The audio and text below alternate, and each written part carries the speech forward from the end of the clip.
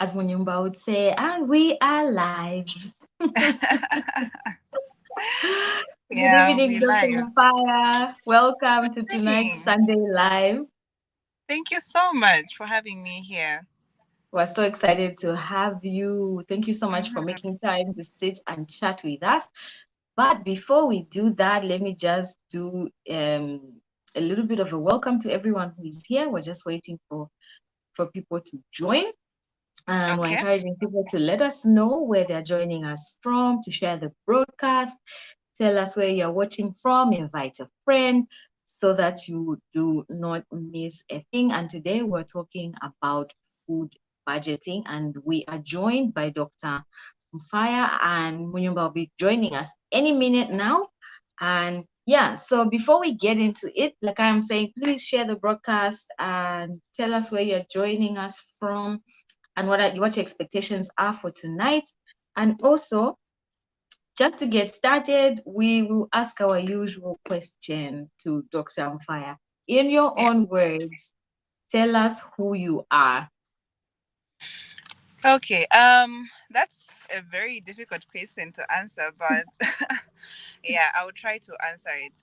So, Mm, I am a young female working as a medical doctor, and I am passionate about healthy living and living a healthy lifestyle. And so I educate people about it. And also, um, I am a mom and a wife as well. So yeah, that also goes in the description of who I am. mm, that's Yeah. lovely. Which part of Zambia are you from? I'm excited about talking about food budgets today because I'll be going into the different exotic foods that we have in the country. Which part of Okay. the country are you from, Dr. Mfaya? So I am my dad is from Western Province, Lozi, Mm-hmm, and my mm-hmm. mom is Zimbabwean. Anyways, she's Shona, but you know those Shonas that came from Zimbabwe and then now they're living in Zambia. Yeah, she's Zambian, but she's Shona. Yeah, so I have those two mixtures. Beautiful. Love that. Thank you so much. Just 1 second, Munyumba. Welcome. We're just saying you join us any minute now. We're so excited to have you. We're just getting through the introductions and just getting to know Dr. Amfaya a little bit. And yeah, welcome. How are you today? I am fine. Hopefully, you can hear me. I Loud and am clear. good. Obviously, Mhm. just jumped through it. And I love you know what I love about the intro of Dr. Mufaya? I think that Ah, Mhm. question of which part of Zambia you from. yeah. One funny thing people don't know about Zambia is we are the most intermarried country in Africa in terms of Mm, cross tribe marriages. So everybody mm. you ever meet always says, I am, but my mother is. Is You that's always true. get that sentence. Oh yeah. So it's actually always a lovely thing. And especially because we're going to be talking about food today, Food. how that's Yeah. going to play in. And I'm Yes, excited because there's that Zimbabwe touch to it. Also, we'll try and test exactly. if Exactly. if if you are in touch with those roots too. Yes, yes, actually. Yeah, Yeah, we'll talk more about it as we go on. Okay. beautiful. So So just yeah, over to you, Munyumba. Yeah. thank you very much. So, Dr. Mufai, you talked about being a mother, being passionate about trying to educate people on their best health decisions, and you Yeah. really are passionate about food. And that's the Yes. that's the one thing I picked up on your social media page. You're really passionate about food. So, what is Yeah. it in your life experiences or your professional experiences that brought you to really say, "I'm going to take all this medical knowledge and I'm pouring it into this food sector here"? Yeah. So actually, I love food. I love eating, and I'm sure most people do. So as I am in the medical field and I have been trying to figure out where exactly do I fit in because it's quite broad and there's so many specialties in the medical field.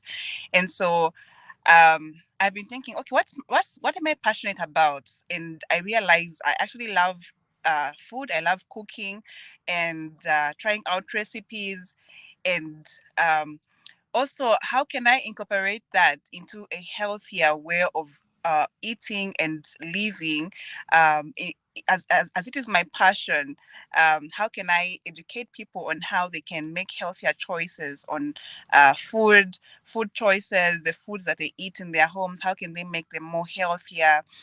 Many people do not have this knowledge, and they just eat as long as the food is there, so they just have to eat. And so it's important for us to have the knowledge. Yeah.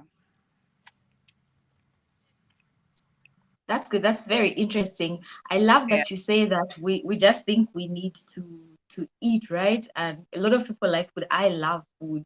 I just wanted us to dive into the subject that we're having today, and that is having a healthy food budget. So, what is a food budget, and is it distinguishable from our general budget in our home?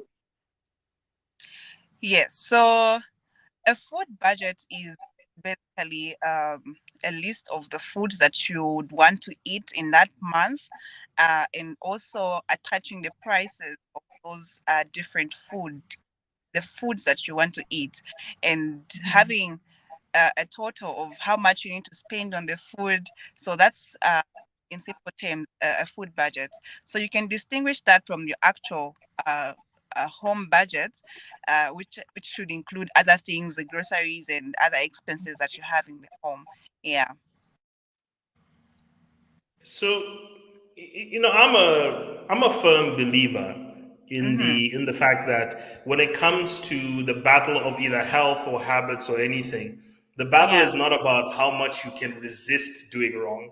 It's about Mm, not even letting the devil through the door.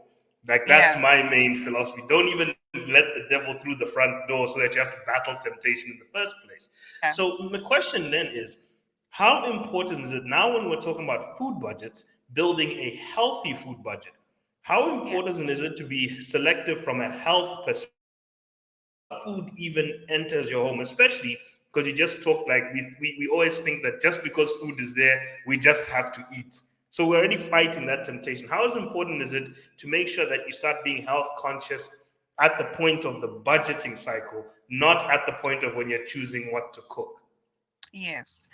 Actually, that's very, very key and very important, because once you have a food budget, it means that once you go to the host to the market or the store, you'll be able to get the particular foods that you have listed on your budget, and you avoid getting certain foods that are not healthy. Yeah, so you avoid over getting snacks and getting all these other unhealthy foods that are not good for our bodies. So the budget would be able to direct you on what you are getting from the store. And that way, once you have that food in your home, you would now be able to make a meal plan, to plan your meals. What meals am I going to create from these foods that I have bought?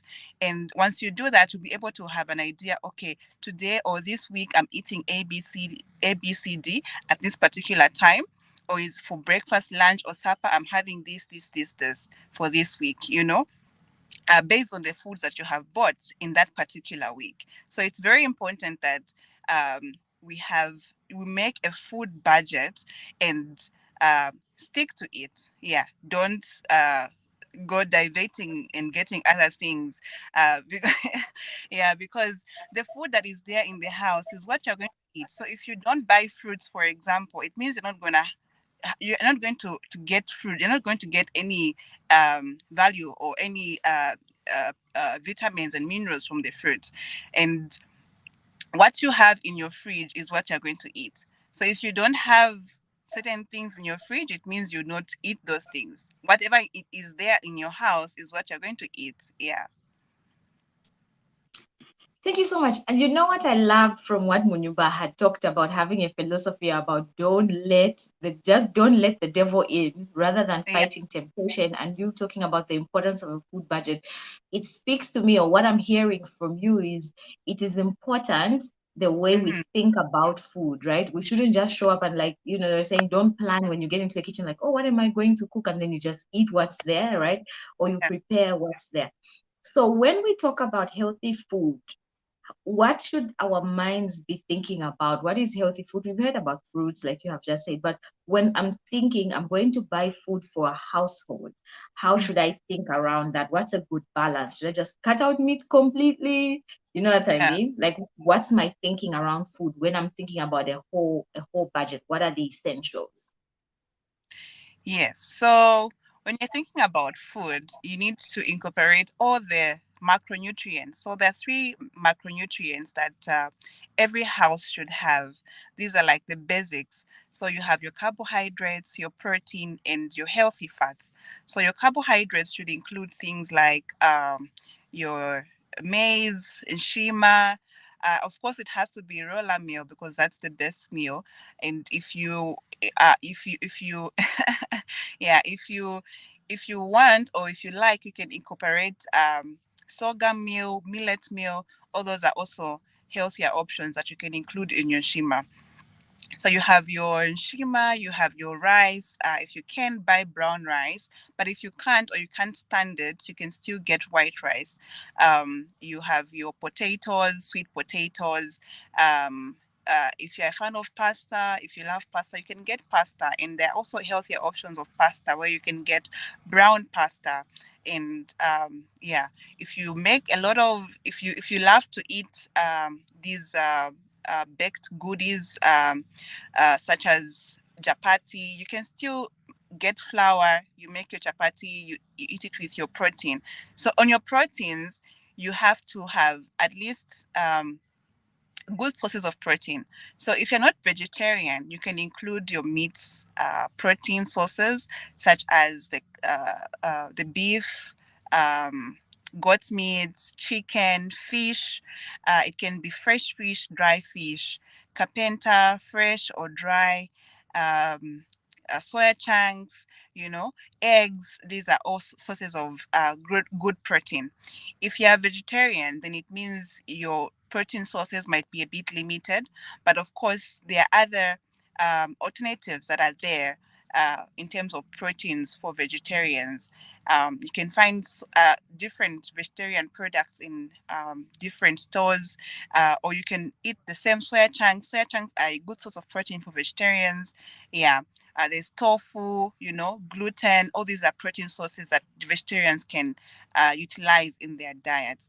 Then, when we talk about healthy fats, um, these are fat sources that are healthier than the ones that are not so healthy.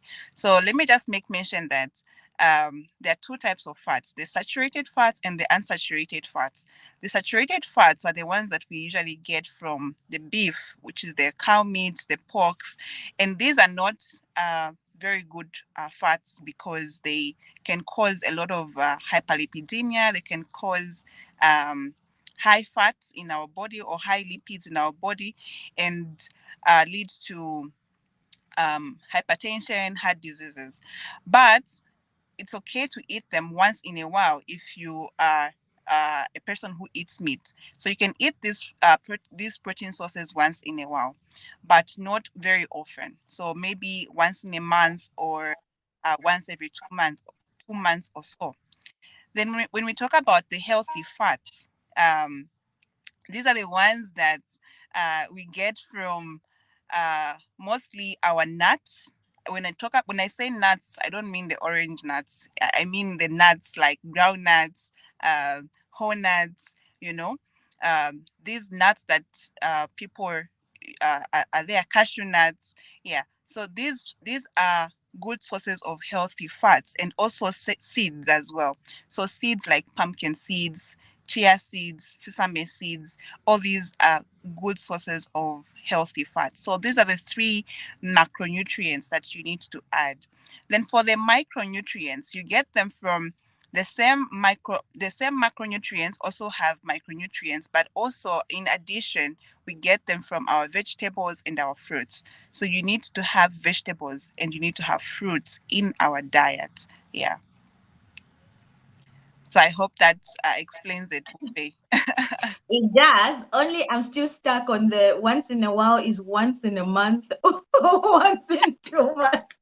I'm like, I can only eat meat once a month. Uh-huh. Let's talk about that. How much is too much time? How much time is too much to eat meat? Because you We're said once battling in a with week. once a day. Yeah, you So know, A we're day. battling with once a day. here I am Yes. thinking, oh, if I can bring So, it down to meat, like 5 times a week at home, then that's uh, okay. But no, instead of so with all meat, 7 days, yeah, yeah. with meat, talking mostly about the beef itself, the beef meat, and maybe also pork, because this one takes quite a longer period of time to digest. So we need to give the to allow the body some time. Yes, yes. It takes Uh-huh. Yeah. about 5 to 7 days for the meat, the cow meat, to digest. So you need to give the body time to be able to digest it properly and, yeah, get the benefits from it. Otherwise, the other sources of meat like the chicken, the fish, they are more easily digested by our body. So you can even eat them maybe twice in a week. Um, yeah, that's okay. So you can eat your chicken 3 to 4 times in a week. Your fish, you can try to eat it maybe 2 times or 3 or 4 times as well. So yeah, include other a variety. Have a variety of choices in your meal plan for the week. Mm, Yeah. Doc, you're defeating yeah. us here. You're I'm telling defeating us you, here it's like every week, because like that. yeah, it's either you are here to help the soya chunks industry, or Uh, or because I'm just seeing people going back with the whole home with sacks of namasoya just for the next I'm couple of telling weeks. you. But I Hi. don't. It's an eye opener because some of us are really meat pilers. So, Doc, there is a question about all of this in the types of diets that we've seen. yeah. We've heard some people talk about people like the Professor Jordan Peterson, for example, has Mm, touted the carnivore diet, where he just eats meat. Like he doesn't eat anything else, mm, nothing else, no gravy, nothing, but just meat. He just eats meat. hard beef. Wow. While some people say vegetarian is the Yeah. way to go, some people say let's go extreme and be vegans. Okay, Yeah. so the question I think many people want to ask first is how many of these types of diets are there, and what are the pros and cons of these types of diets? Yes. So there are quite a lot of diets actually. There are quite a lot. Um, so you talked about vegetarian diet and then the extremes that go to vegan diets. So the vegetarian diets might incorporate eggs in their diet, milk, and they might also take maybe fish. So yeah, if they're pescatarian, that's a pescatarian diet where they also eat fish as well. Then you have the vegan diet where they don't entirely eat milk, they don't take eggs. Yeah, so those are more on the extreme end where they don't really take milk or eggs. Then there are those that advocate for a keto diet. I'm sure the one that was taking a carnivore diet was more of maybe doing a keto diet of some kind. So with these ones, they only take certain foods that do not have no carbohydrates, and they take mostly protein foods and fat foods. Yeah, proteins and fats. So they avoid taking carbohydrates. Um, and of course, we have um, other types of diets like this low salt diet, where you take less salt, especially for hypertensive patients. So we put them on a low salt diet. Then there's also a diabetic diet where you don't take too much sugar in your actually sugar free. Yeah, you don't take sugar in your diet. So that's more of a diabetic diet. Then there are also other types of diets where you have people who, let me just confirm something. I wrote it down somewhere. So, oh yeah, I was going to say low carb diets. So you have people who do a low carb diet where they take carbohydrates, they take proteins, they take fats, but they avoid taking too much of the carbohydrates, but they take on a minimal basis. So basically those are the types of diets that are there that are around. When we talk about the best type of diet, um, for me, I think it has to be a diet that is sustainable, a diet that you can sustain for a long time, for your whole life. It has to be a lifestyle. So and also a diet that includes all the nutrients that you need, includes all the macronutrients, includes your micronutrients as well. That's a healthy diet that we advocate for and encourage people to have. And yeah, that's what I can say. Hmm. Lovely. Thank you so We're, much. we're, we're having a revolt in the comment section here about this once a month meet. I'm just warning everyone. There's a revolution happening in the comment section about this once a month meet thing. People are not happy right now. They're But not anyway, pleased. They're just like, no, mom, this is not about her. we'll Yeah, go no, I to really you. like that we're on the conversation about diets, right? And there's a lot, like you are saying, on the internet with this information overload where people are trying to gain weight, trying to lose weight. And I think you said something very, very important, which is the most important thing is to have a diet that incorporates what is essential so that you still stay healthy, because that's really, really important. There's one question that I've been meaning to ask for a while to an expert now, and you talked about the vegetarian diet.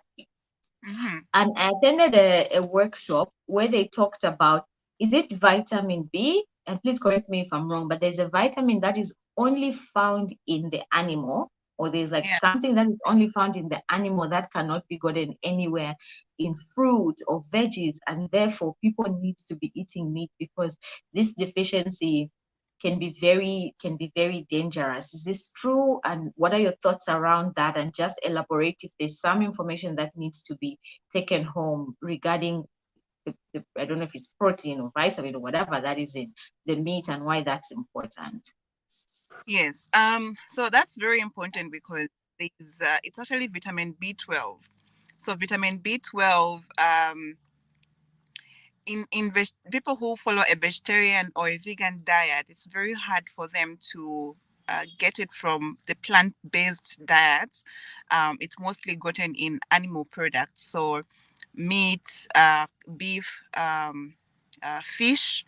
These are good sources of vitamin B12, and also even eggs as well. So if you exclude eggs, you might not really get the benefits of getting vitamin B12.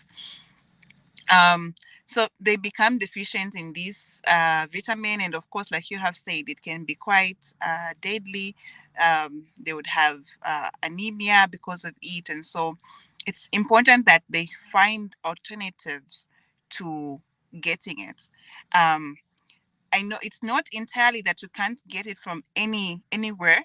It's found in chia seeds. So chia seeds are a good source of vitamin B12, but not many people actually are um, are able to get these chia seeds. So you need to be able to find sources of aware of having foods that can still give you this vitamin B12. And if you are deficient, you can still go to the hospital and they'll be able to assist with giving you the B12 and putting you on a regimen where you can still be able to get B12 from the hospital. Yeah. Hmm. Doc, so you mentioned making sure we have a balance of our macronutrients.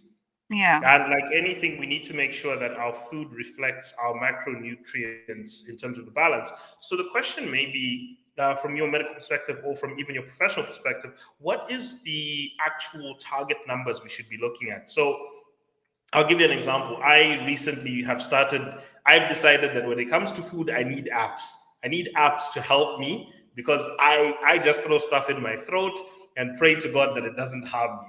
And I realize that that may not be the smartest way to do things.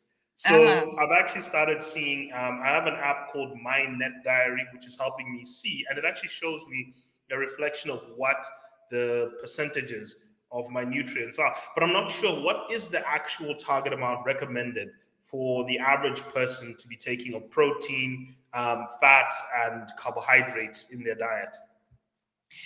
Yes. So I might not really have the actual figures with me right now. Yeah, but it's recommended that at least you take good amounts of protein at each meal. So in the morning, afternoon, evening, you need to have a good amount of protein. A good way of being able to assess if you're getting good protein in your diet is to look at the plate model. So how is your plate structured? Um, what are you putting in your plate and how much of it are you putting? So it has to be half of your plate should be your vegetables or fruit, vegetables and fruit, and then the other half you can have a carbohydrate and a protein. So quarter carbohydrate, quarter protein. So that is how your plate should be structured at each meal. You should be able to have a protein. You should be able to have um, your vegetables, which give you fiber and also give you the micronutrients, and also have a carbohydrate as well. Yeah. The problem is we resist vegetables, but back It's to a real war. it's a war with vegetables. So I just so and maybe I'm just throwing this out as a question, as a follow up question. So I'm asking this for myself. So if you're in the comment section and you also need to ask this question, I'll do. Um, I adopted something that was told to me that at night avoid and is this wise? Because at night I started a system of removing carbohydrates from my meals at night and Okay. making sure that it's just vegetable and meat. Like that's Okay. it at night. So how safe is what I'm doing here? That's maybe the question I need to ask. Okay. So when it comes to um, uh, getting that's more of a keto diet where you are removing carbohydrates completely. Yeah. Um, I think if you're able to sustain it, it's fine. But for people who are not able to do that and they still need to incorporate a carbohydrate in their meal, even in the evening, what I can say is reduce on the amount, the portion size. Yeah. So we need to be very careful of our portion sizes. So it doesn't have to be too much as long as you're able to eat enough because you're going to sleep, so you don't really need to eat so much. So you can only eat very little amounts in the evening, and of course during the day, in the morning, afternoon, you can eat a bit more. Yeah, but eating if you're eating vegetables and the protein only in the evening and you're okay with it, because it doesn't have to be something that you're not happy about when you're eating. You're just like, okay, I'm just eating this for the sake of eating because I don't really like it. It has to be something that you're actually enjoying. And if you love carbohydrate, it's okay to eat something as well. Include a potato, include, some rice, a bit of rice, something if you enjoy it that way. But if you're okay with just eating your vegetables and your meat only, it's still okay as well. You can still eat it as long as you also get enough energy from what you're eating. Yeah. Hmm, nice one. Just a follow-on question to that. A long time ago, we heard about, oh, eat your balanced diet when I was growing up anyway. That was the big conversation. Balanced diet, right? But now we've moved and I've seen a lot of conversations around having a rainbow plate, right? Where Hmm. you have more color on your plate. Could you elaborate on what that means, having a colorful plate, and how that's different from the conversation we used to know to hear about this is a balanced diet and why is that important for us? Yes. I think talking about balanced diet, we haven't really moved so much away from it because it's still a balanced diet. The rainbow plate is part of the balanced diet. Um, just that now we're talking more about the rainbow because we want people to include various foods and not be limited to their food, the variety of foods that they're eating. So include a variety. That's the whole idea. Um, so your fruits have got different colors and you get different nutrients from all these colorful foods. So include a variety of foods, but that doesn't mean that you have to eat rainbows every day. No. Yeah.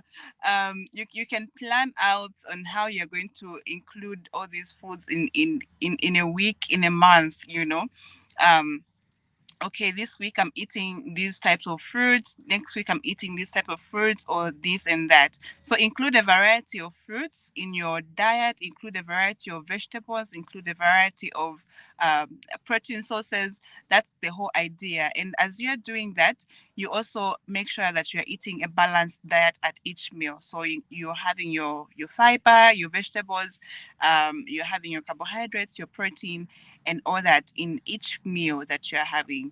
Yeah. So, Ah, actually, just following up on this now, because I think this it is actually as important now, is that Zambia now has a food-based dietary, now has food-based dietary guidelines. So, I don't know if you're Mm. actually able to enlighten us on that, and also how relevant are they at a household level? Like, how do we see this in? Because we have a comment here about the Matebeto lifestyle here. Now, how do we get these food guidelines into what we're teaching people even at Matebeto level so that we get this to each household? Yes. So I haven't read so much about the Zambian guidelines on the food, but I know we have a food basket that we always talk about, the Zambian food basket and all.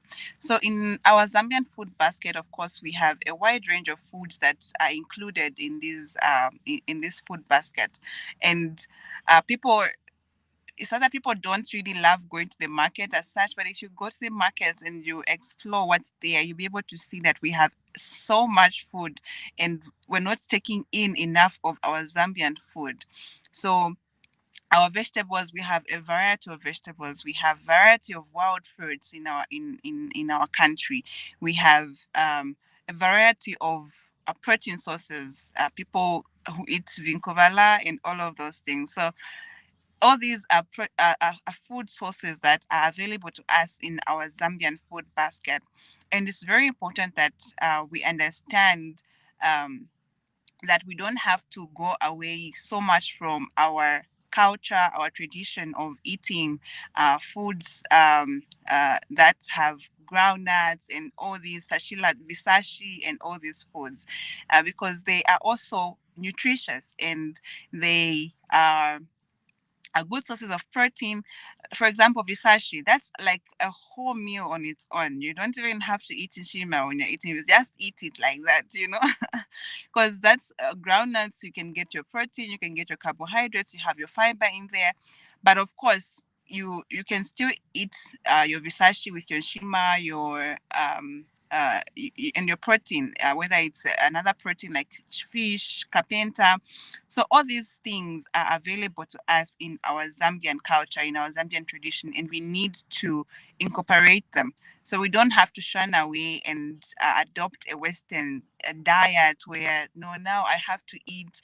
Um, Anyways, I've forgotten the fancy names that people are using these days of these Western diets and trying to imitate what the Western culture is all about. But we can still use our Zambian food, make kandolo, which is your sweet potato with groundnuts, with peanut butter.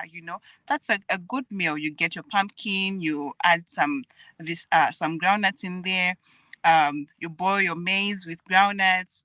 All those are meals that our parents used to cook, and we kind of have gotten away from them, but we still need to incorporate them in our diets. Yeah. Doc, love that. I'm gonna throw something at you here. Uh-huh. We need people like you and all these nutritionists that we've got in this Uh-huh. country to come into the application space and also the book space, so that True. because the truth is, we when we look for diets, we only have this stuff written by Western people, and it's written by Western chefs and everything. But Mm, our local professionals, such as yourself, so think about it, because trust Yeah. me, this is an audience of people who would love to buy a food guide or have something to guide them to know that when they're prepping food, they're not slowly poisoning their family. They also don't want to feel, because food is personal. When you start Yeah. telling people change your diet to change your health, you start saying, "Oh, so my mother was poisoning me this whole time." Then it becomes a personal issue. But the Yeah. No. reality is, it's just a lack of guidance, and we don't have, like you've mentioned, what other protein sources we have in our local food. I think that was eye opening to me. So Mm-hmm. I'm just throwing that out there as a comment that, Doc, we need content from you people that can guide us on what should be in our kitchens and how we can prep food plans around Yeah. our local Yeah, resources. I That's couldn't agree more. Mm, mm-hmm. Yeah, that's yeah. very true. We need more of uh people getting the actual knowledge of incorporating all these resources that we have in our country and not turning from the culture and the tradition we have. Yeah. Yeah, that's lovely. Quick question. I've heard you, and you know what? We learned this in school, but I'm sure there are a lot of people who have forgotten. I have heard you say fiber, carbohydrates, protein, and all that good stuff. Just in Yeah. summary, help us understand why is it important for me to take protein? What is protein doing for my body? What are carbohydrates doing for my body? What is fiber doing for my body? So that I know why this is essential. When I'm putting something in my mouth, I know this is the benefit of what I'm getting out of it. Yeah, that's a very good question. Okay, so our protein is a very good source of um, it helps to build our muscles. It helps to regenerate our muscles, regenerate stem cells in our bodies, such as your hair cells, your skin. All these need protein to be able to function well. And then our carbohydrates are the ones that give us the fuel to be able to function. So for you to be able to move, you need your carbohydrates, you need energy. So carbohydrates provide us the energy that we need to fuel our movements, our activities, and not only that, but even at the cellular level, our cells, they need energy to be able to function. So even if you're not doing anything and you're just seated, your body still needs energy to function and do certain activities in the body itself. So that's why it's important for us to take our carbohydrates. So if you people who take, for example, ketonic diets where they completely do away with carbohydrates, you find they have low energy, their mood is affected. So it's very important that we still include our carbohydrates to be able to get good energy from there.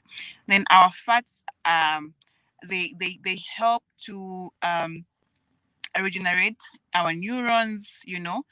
Our neurons are made up of fats, so our brain neurons, neurons everywhere, so you need your fats to be able to keep your neurons intact, to also function well, for the cells in our bodies to function well and carry out certain processes. They also need energy from the fats. And fat also is used as a fuel for energy when when you have depleted your carbohydrate source. So still, it's good source of energy as well. Yeah. Sorry about that. Okay. Yeah, sorry about that. So I know that we talked about. So you've talked about these sources of these macronutrients we need to have. So if I'm having a household budget, here and Mm-hmm. I'm having my food and I'm trying to look at what should be in my budget. And I know you talked about it a little bit earlier, but let's just backtrack a bit because I've actually opened here the food basket that we have, the Jesuit Center food basket that we generally look at for cost of living, yeah, which Hmm. we'll probably come back to now. And it's talking about your mealy meal, it's talking about beans, it's talking about carpenta, dry fish, Yeah. meat, eggs, and so forth. What are the must-haves? If we're going shopping here and we're picking up things for the home, if we want to make sure that we're having a good balance here, what are the must-haves in our basket here? Yes. So the must-haves will really depend so much on um, family preference. So certain families don't prefer not to eat shima so much, while other families depend so much on shima, and certain families would prefer to have more rice than mealy meal, to have more pasta. You know, so the idea is that you need to have your carbohydrate, at least have a form of carbohydrate. So preferably what you like, whether you like nshima or you like rice or pasta, potatoes, sweet potatoes, be able to carry those. Those are the must-haves for in terms of your carbohydrates. Then in terms of your protein, you also need to get the ones that you enjoy, the ones that you love to eat. You don't have to buy something just because um, we have said that it's a protein source and you don't like it. You just go and buy it. You don't enjoy your meal. We want you to enjoy your meal as you're eating, but just make sure that you're including enough variety as well.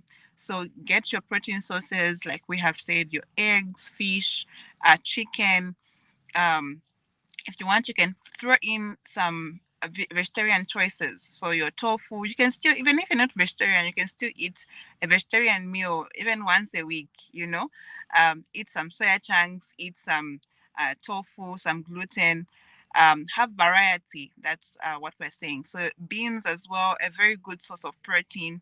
Um, I saw something the other day. Somebody was comparing beans and meat, and beans and meat, or 100 gram of beans and 100 gram of meat have actually the same amount of protein.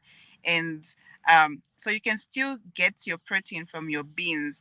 And an added advantage is that your beans will still give you more fiber. So you'll be able to get more fiber from there.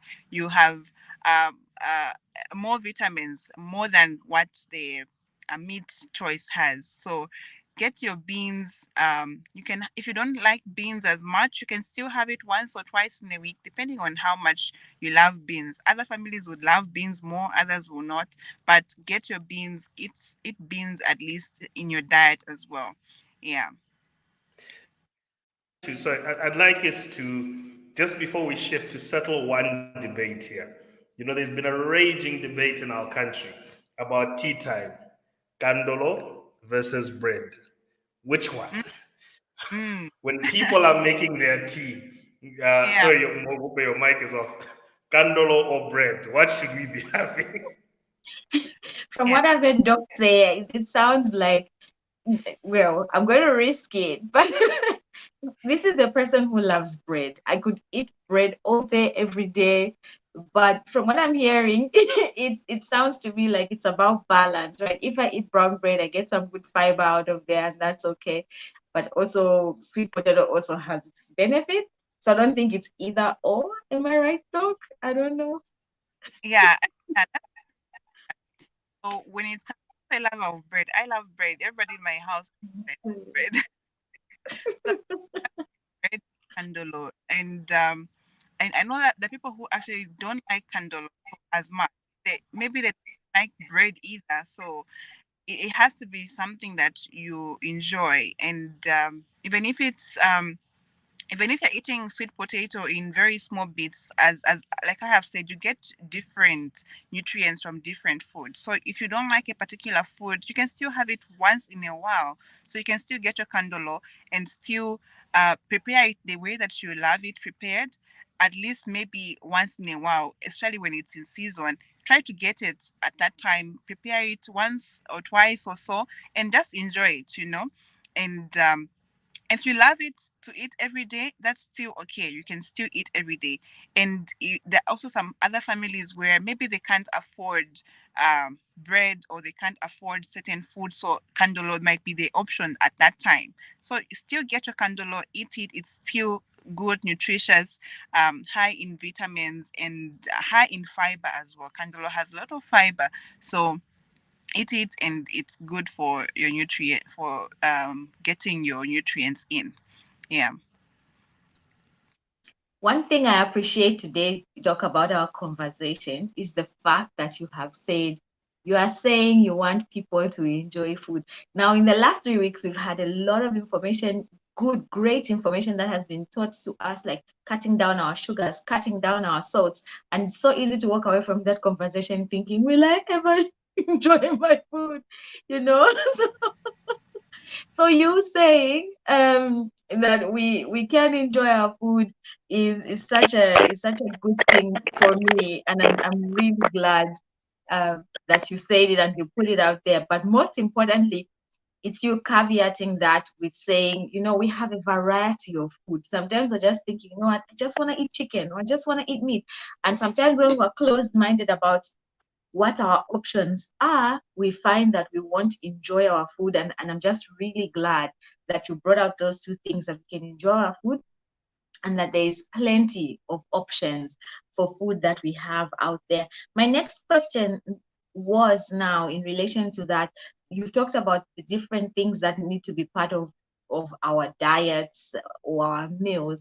What I wanted to hear from you is, how do I know when a family member or I am deficient in one or all of the foods that you're talking about? Because sometimes you can find people eat too much carbohydrate, they've left out the protein or something. When do we know that there's a deficiency of nutrients somewhere?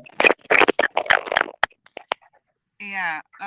Sorry about that. Somebody was trying to pour. Yeah. Um. So there are actually a variety of food deficiencies that can occur when we don't take a particular type of food. Um, for example, if you are not taking enough protein, you can have marasmus, kwashiorkor, and all these conditions. We have beriberi. So you'll be able to see from maybe the symptoms that the person is having. Um, depending on what the condition or what is deficient in the body. So they might start having a lack of energy. They start losing protein, so their muscle mass starts reducing. They might start having rash on the body. They might start having some state of confusion in certain cases for certain conditions. Yeah. So depending on what is deficient in the body, for example, in cases of people who take alcohol and they abuse alcohol, they might have a deficiency in vitamin B3. And so they might even get into states of confusion, state of having seizures. So all these are different deficiencies that people can look out for depending on what the patient has. So make sure you take the patient quick to the hospital, and then they can investigate to see what is wrong and which deficiency is there. Yeah. Thanks. Yeah, and I'll attest to that. To our brothers out there who enjoy the pint on a Mm, regular basis, vitamin B deficiency is not a fun thing. We've been through it. It actually was the cause of my. I've been open and I said I struggled with IBS, irritable bowel syndrome, and a lot of it, according to the doctors, cited it mhm, as a vitamin B deficiency. And thank you for pointing that out. So some of the things that are toxic that we also bring into our diets that we also need to moderate, because we think we talk about things we should be taking, but we often forget about the things we should be reducing mm, because of their level of toxicity. So, Doc, coming into all of this now, we're trying to sit down with the average family because mm, budgeting is extremely an important thing because we want to balance health and the pocket. Because mm. people say it's the pockets that are causing issues. What do you say to a family when they're trying to? What would you say to a household that says, "Look, I want to eat healthy. So how do I do it while it's both affordable and healthy?" Yes. So actually, it's possible to get healthy food even for families that are not earning as much. So you can look around and see um, among the foods that we have mentioned, you can be able to pick out which one is more cheaper for me, which one can I easily access. Am I able to get in Shima? Am I able to get pumpkins? If you um, if you have a garden somewhere, are you able to get your vegetables without having to buy them? You know, if if you're living in a certain area and you're able to access a market that is offering food at a cheaper price, you can go there and try to see which foods are more affordable to you. Um, in that market, so there are different foods, and the variety is so much. So you can go to markets where you are able to afford those foods, and you don't have um, to eat um, certain foods all the time. So, for example, if you're not able to afford fruits all the time, you can still have them once in a while, but don't just neglect getting fruits. So, if it's not something that you're able to afford every single day, where you're able to afford a fruit on every meal or every day, you can still have it once in a while. So, depending on what's in season as well. So, seasonal foods tend to be much cheaper. So, if you have candolo in season, get your candolo. If you have pumpkins in season, get those. If you have pineapples in season, you have avocados in season, be able to access those ones that are in season because they are much cheaper. And so you include a variety in your budget. And one thing people need to understand is that you might be saying, oh no, it's very expensive to get certain foods, but it's also very expensive to be able to maintain, to go to the hospital and buy medication, nurse diseases, because that's very burdensome financially. When you become ill, when you have all these communicable diseases, it becomes so burdensome on the family now. So to prevent that, create budgets, create food meals, meal plans that are inclusive of all these healthy foods that we're talking about. Yeah. I love that about the meal plan, just because obviously I am a woman and yeah, it's hectic. Could you help us with what does a good health what does a good meal plan look like? You have told us about how we should have carbohydrates and whatnot, but for the average family who cannot even afford everything that is needed, um, on a daily basis, what would a good meal plan look like? Even just taking an example from your own home, if you could share with us, like, what does your meal plan look like for breakfast? If we have porridge and I don't know, groundnuts, then lunch we'll have like chicken and rice. I don't know, but just to help us with the structure of a meal plan. Yes. So a meal plan, as you have highlighted, so breakfast, lunch, supper, that's like the basic. But of course, you can even include a snack maybe at 16 hours. You can include that part in your meal plan as well. So for breakfast, you can have your bread. If you love bread, you have so when creating a meal plan, you should be able to have the major thing that you're having in your in your meal. So if it's your bread, your kandolo, or your nshima, your rice, you spread those out. And if you're having your porridge, samp as well is a good option. Your samp, yeah. So you can be able to spread those in your meal plan and decide, okay, on this day I'm going to have this, on this day I'm going to have this. And then now you start including your protein in your meal plan. So if you say Sunday I'm having samp, for example, and you're putting in groundnuts in the samp, so you have samp with groundnuts for breakfast. For lunch, maybe you have nshima with chicken, for example, and maybe in the evening you can have um, maybe some rice with maybe the leftover chicken that remained in the afternoon, you know and that's one thing that people can incorporate in as they are making meal plans, that you can cook enough food to be able to spill over to the next meal, so that you don't always have to be spending a lot of time in the kitchen cooking all the time. You can make enough food to spill over to the next meal or to another day.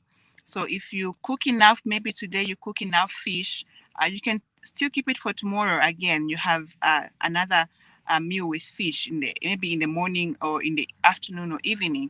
So that's how you can structure your meal plan. Then, of course, if you're having bread, you can have your bread with egg, for example. Make an omelette. So make egg with some vegetables. Throw in some vegetables in there. You make an omelette, and you have your bread with egg. If you don't have vegetables to put in your egg or to make an omelette, you can still have at least your bread with an egg alone, and that's still a good combination of a protein and a carbohydrate. Then if you don't still have eggs, you can still have your bread with peanut butter. That's a good option of um, a protein that you can have with your bread. Or avocado, you get your protein from avocado, you get a healthy fats from avocado. That's something that you can still have with your bread, you know. And if you're having porridge, you can still have whether it's maize porridge or it's jungle oats porridge, you know, you can still be able to make. If you can't afford jungle oats, you can still have the simple porridge. Just add in your protein, some groundnuts, you add in some milk, you know, and make it more nutritious. Get more nutrients in there.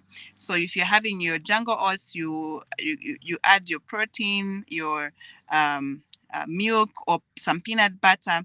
That's how you can make your breakfast. You can structure your breakfast like that.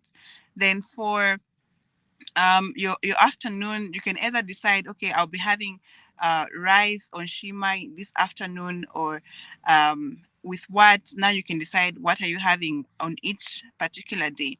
So you can have your chicken, your fish, soya chunks, and like I have said, you can still make enough to spill over to the next meal, so that you don't always have to go back in the kitchen cooking all the time, because I know that's hectic. Yeah. Mm-hmm. I and I think this is something I've picked up on from what you're talking about is, in as much as we'll talk about cost, I think there are other factors like convenience that we may not be taking into consideration as to why people lean to certain foods that may be deemed unhealthy in the portions that we're doing them, because Mm, they're quick to make. I yeah. know everyone will say we love bread. We also love the fact that bread doesn't need to be cooked. True. That's one Yeah. of the factors that Yeah. drives bread. You just rip it out the packet, spread it, and chew it. You don't have to boil it like your sweet potatoes, like we're talking about. Yeah. So perhaps these are some of the factors. So in as much as we're talking about food planning, it appears one of the battles, this is where I always say this is where the devil comes in through the door: food cravings. Yeah. Whether it's a result of how we feel that day or the culture we were raised in, there's certain cravings that tend to deal with us, where we've planned out our diet, we've put it all together, and then my tongue is saying, no, but let's go this way, let's go this way. Let's grab something deep fried. So, how much is it in our food budgets, our convenience and cravings playing a role as opposed to cost, which we like to point out a lot? Yes, actually, food cravings play a vital role in our choices of food and what we eat. Um, you know, you crave hungry lion, for example, and you want to just go and have that hungry lion. You crave pizza, you know. So sorry.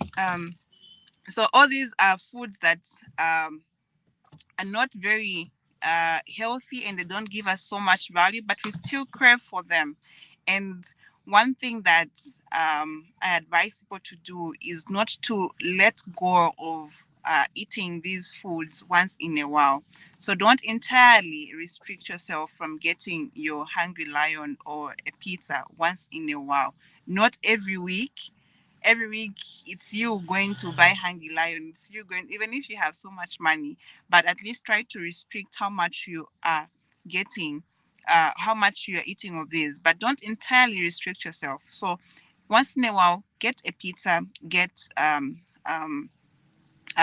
hungry lion, and eat with your family, you know. And um, also, food cravings play a role in that. Um, Depending on how you woke up that day, you might decide, okay, I want to eat this or I want to eat that, and that's still okay, provided it's a healthy food that you love and you want to eat it. That's okay. Yeah.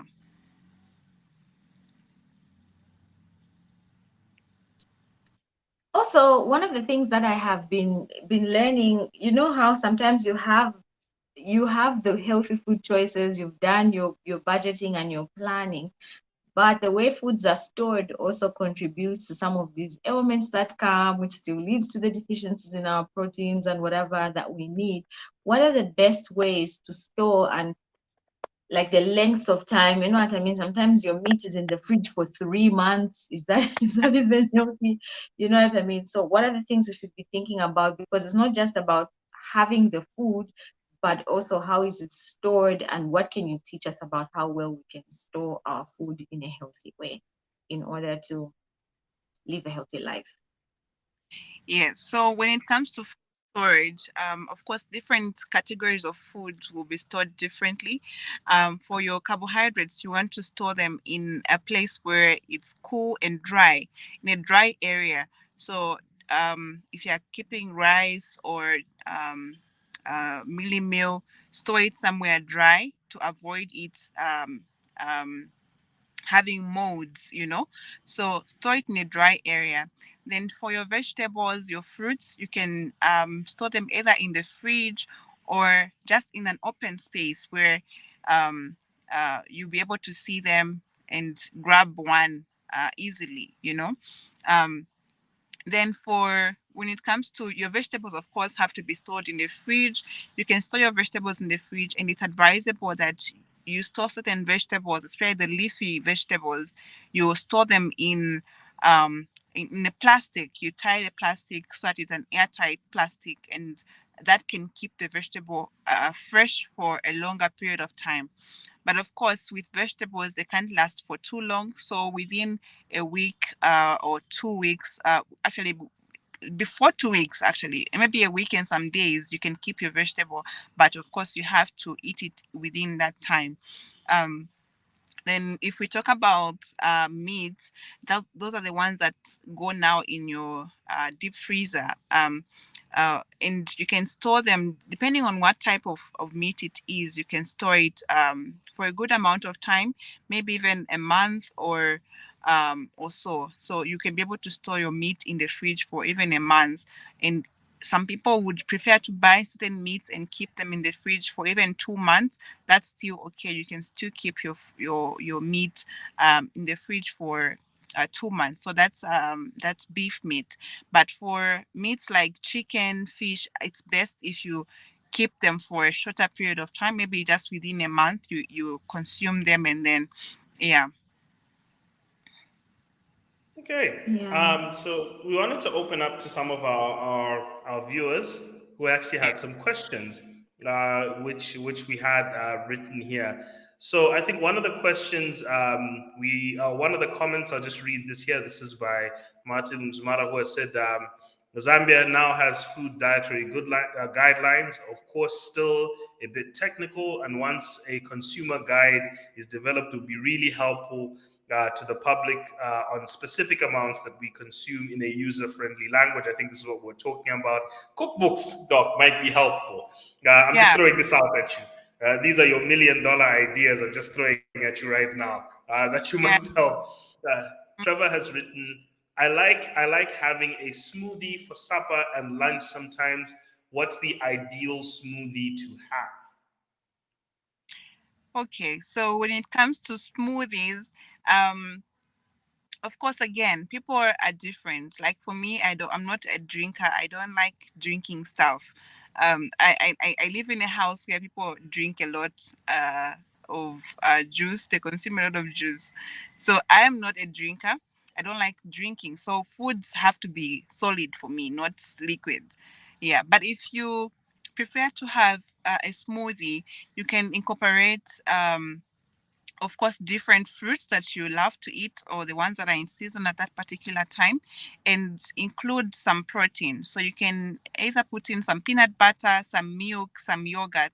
Those are also protein sources that you can include in your smoothie just to make it more nutritious. So any type of smoothie that you love, any fruit combinations that you love. There are so many fruit combinations that you can do when making smoothies, even vegetables as well. People incorporate vegetables in their smoothies depending whether you can tolerate them. So if you can tolerate putting in some cucumber in there, you can still put in your cucumber and maybe other vegetables that you can think of. Yeah. I once had a Fisashi smoothie, and that was interesting. it was That it that was is very interesting. Wow. I didn't repeat it. I'll just tell you that. I I'm didn't sure repeat you it. didn't.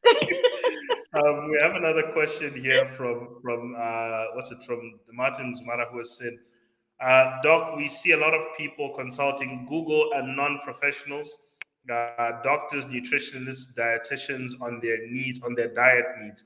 What is your comment on the need to consult with quality professionals on diet?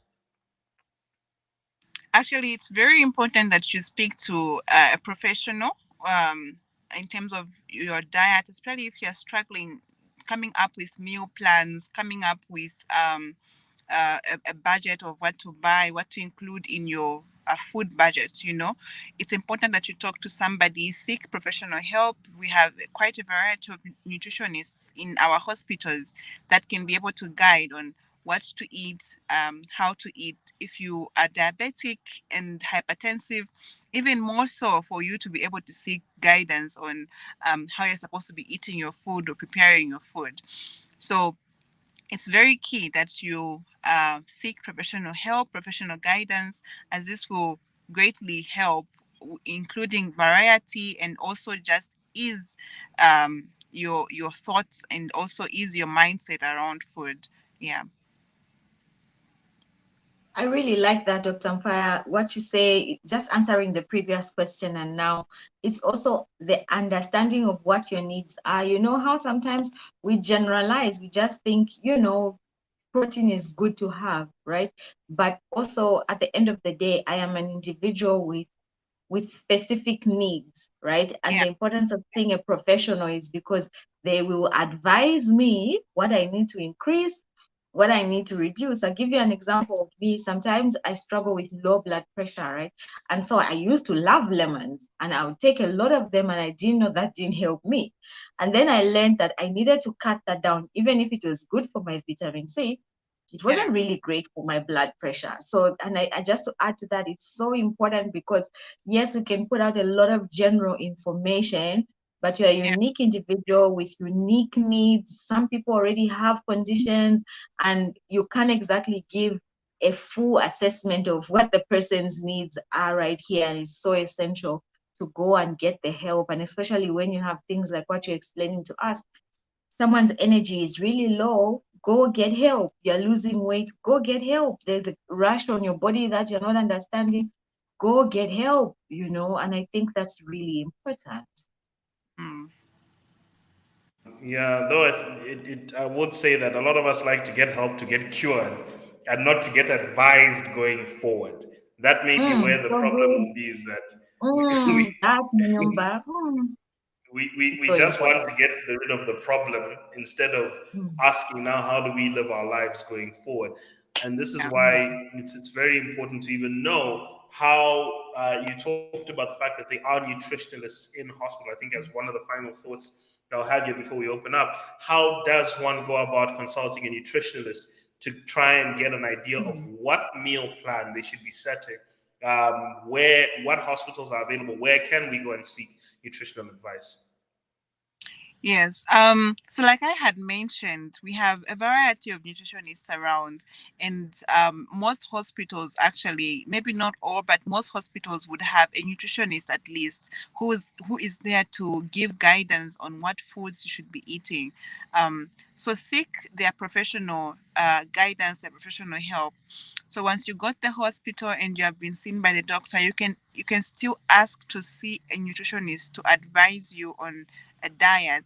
I know our hospitals are so overwhelmed and we don't really have much time to advise patients on no go and see nutritionists and such. But you as an individual, you can still request to go there and request to be seen or to see a nutritionist, and they'll be able to give you guidance and advice. Yeah. Is it To just me our or I've tech, lost your sound? no, I think you were gone for a bit. Oh, I was Whoopi, going. yeah. No. Whoopi was gone for a bit. But yeah, Whoopi, I think you may have lost our sound on your side. But to our tech audience out there who are tech developers, People, this is a business opportunity. I know that people don't like it, but this is a business opportunity. Okay, develop an application, because I think where the middle ground comes is asking what is available, what conditions do I have, and what finances do I have available. If somebody can develop a solution to that, it actually helps support a lot of meal planning, because like I said, whenever you're seeing in the countries like the United States and so forth, they actually are developing applications where a person can insert conditions, they can insert their budget, their financial budget, and all of a Mm, sudden bang, it actually spits out a meal plan for them and tells true. them what to go and buy from the grocery store or to Yeah. go and buy from the marketplace. I think maybe in terms of that kind of a convenient solution, that where somebody can actually have that, might be something that we might start needing, especially with the rise of things like smartphones in this Mm, country. Now, looking at some of the questions that I've been asked, Doc, indirectly, you've actually answered quite a number of these, because we've seen somebody who did actually point out the fact that we need to start looking at qualified nutritionists.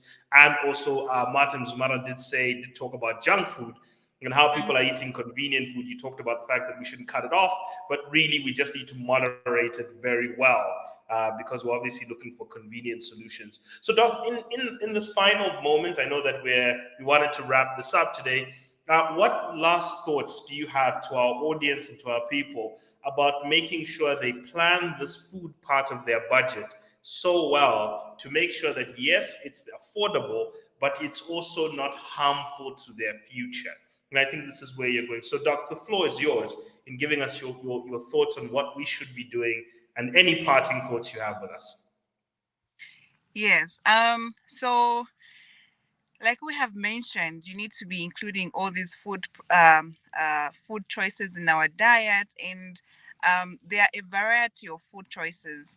And also, make sure you make a budget. A budget will be able to guide you, and you will not just go to the store without knowing what you're going to get, and getting anything that your eye sees. So you'll be able to see this and you get it, see this and you get it.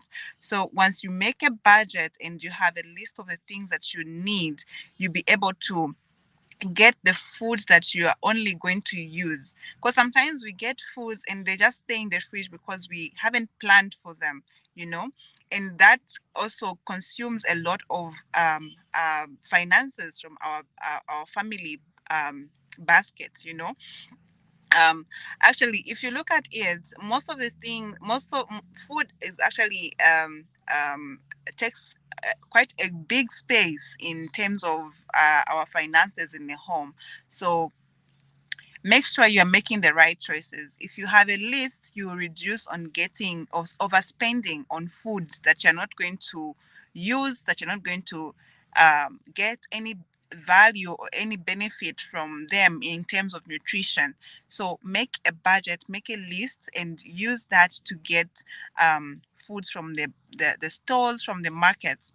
Also, make sure you are getting foods that are in season. Foods that are in season will be much cheaper at that particular time. So assess the season and see what foods can I get in this season that I need to incorporate that my family hasn't been eating as much. So if it's your sweet potato, your pumpkin, your avocados, you know, masuku, masao, all these are seasonal foods, and just make sure that you're including them as you are making your plans. Then avoid taking junk food when you go shopping.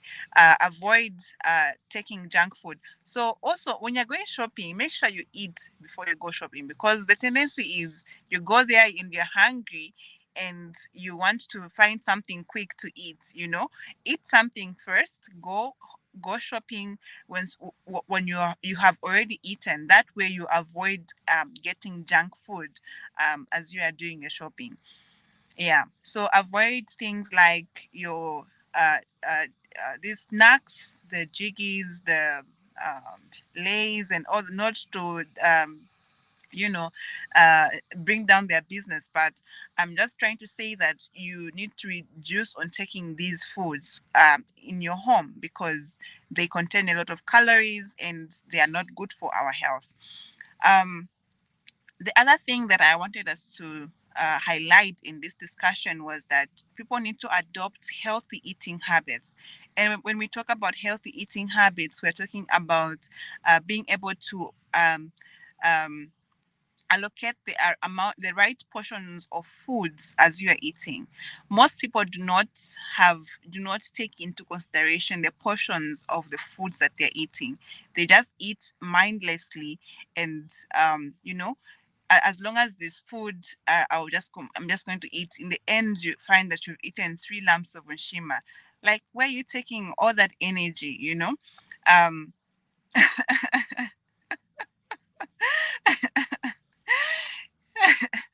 Yeah, so we need to highlight that as well. Adopt healthy eating habits. Only get the portions of food that you're going to eat, and of course, it has to be something that will be able to satisfy you. You don't have to stay hungry, but that's why you should include more vegetables, because more vegetables will mean that they will make you feel full without taking in too many calories. Your carbohydrates and your protein have more calories than your vegetables. So get more vegetables in. Half of your plate at least should be your vegetables, and a quarter of protein, a quarter of carbohydrates. So get in more fiber from your vegetables, and get you know a variety of vegetables.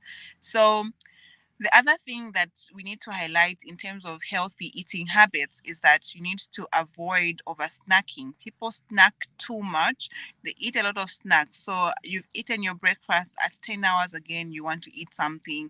Again, after a short period of time, you want to eat something.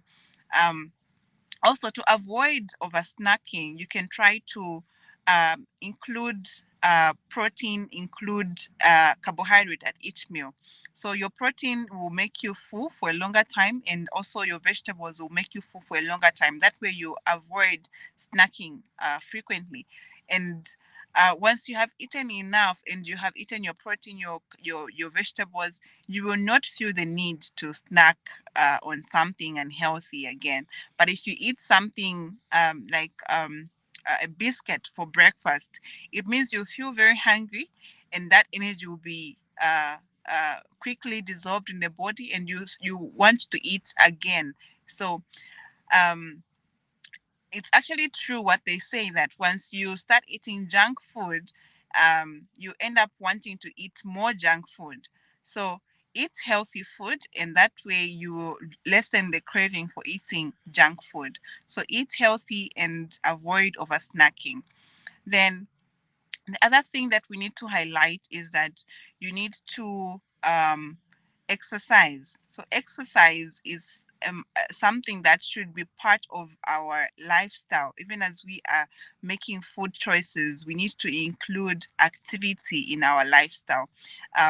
You shouldn't just end at eating. Of course, eating has a major role to play in terms of getting nutrients, and also gaining weight or losing weight, maintaining our weight and maintaining a healthy weight, but also exercise, getting some activity, because you can't be eating food and you're not using up the energy that you're eating. You're consuming food, but that food is giving you energy, and you're not utilizing that energy.